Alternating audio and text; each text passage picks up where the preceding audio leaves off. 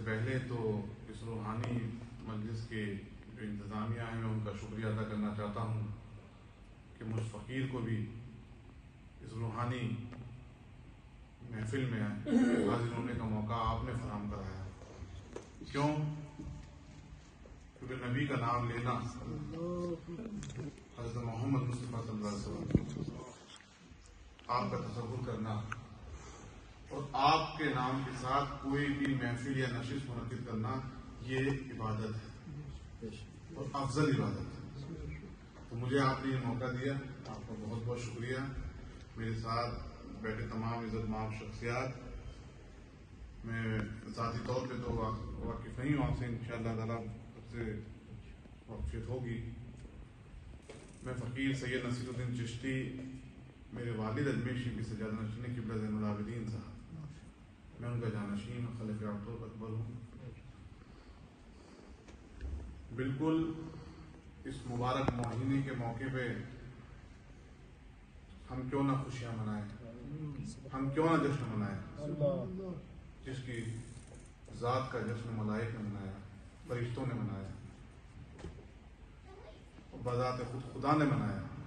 اس کا جشن ہم کیوں نہ منائیں؟ بالکل پوری دنیا میں آج، پوری دنیا میں سمجھتا ہوں کہ عالم اسلام کے علاوہ بھی تمام مذاہب کے لوگ آج جشن عید میلاد النبی میں شامل ہوتے ہیں. کیونکہ میں ہندوستان سے تشریف لایا ہوں تو میں وہاں کا ماحول بتاتا ہوں. اس میلاد کے جلوس کے موقع پہ تمام مذہب کے لوگ اس میں شامل ہوتے ہیں اور بڑھ چڑھ کر حصہ لیتے ہیں. تو نبی حضرت محمد مصطفیٰ صلی اللہ علیہ وسلم جو رحمت للعالمین ہیں، تمام عالم کے لیے رحمت ہے. تو آج اللہ کا شکر ہے کہ ہم لوگ ان کی امت میں، ہمیں اللہ تعالیٰ نے موقع دیا، اس امت میں ہم لوگ شامل ہوئے. ہم لوگوں کو یہ اولین فرض بنتا ہے، جیسے کہ آپ نے بھی فرمایا کہ غریب نواز کے ہاتھ پہ کتنے لوگوں نے ایمان لائے. لیکن کتنے لوگ لائے یہ مطلب نہیں، غریب نواز نے کس طریقے سے دین کی تبلیغ کی، یہ بہت امپورٹنٹ ہے. کیونکہ سب سے اچھی دین کی تبلیغ وہی ہے کہ نہ تو میان سے تلوار نکلے اور نہ منہ سے زبان نکلے. اخلاق محمدی کا مظاہرہ ہونا چاہیے. آج 1400 سال بعد بھی وقت کی ضرورت ہے کہ ہمیں اخلاق محمدی کا مظاہرہ کرنا ہے. اور جو لوگ بھی ہماری طرف انگلی اٹھاتے ہیں، ہمیں ان کو جواب دینا ہے کہ ہمارے نبی رحمت للعالمین ہیں. ہم اس نبی کے ماننے والے ہیں جس نے واضح طور پہ فرمایا ہے کہ لوگوں میں امن قائم کرو، لوگوں میں محبت اتحاد قائم کرو، لوگوں کو کھانا کھلاؤ، یتیموں سے محبت کرو.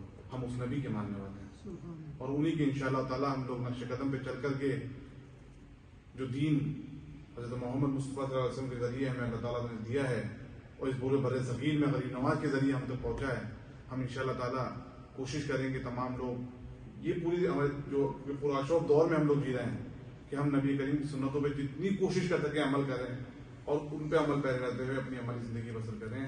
یہی بزرگان دین کا پیغام اس پورے خطے میں لے کر وہ آئے تھے اور انہوں نے پوری زندگی اپنی وقف کر دی کہ نبی کریم کی صلی اللہ علیہ وسلم کی تعلیمات کو عام فہم کر سکیں، گھر گھر پہنچا سکیں. تو آج اللہ کا شکر ہے کہ ہم اس سرزمین سے تعلق رکھتے ہیں جہاں اولیاء کرام جگہ جگہ موجود ہیں اور ہم لوگ ان سے فیضیاب ہوتے ہیں.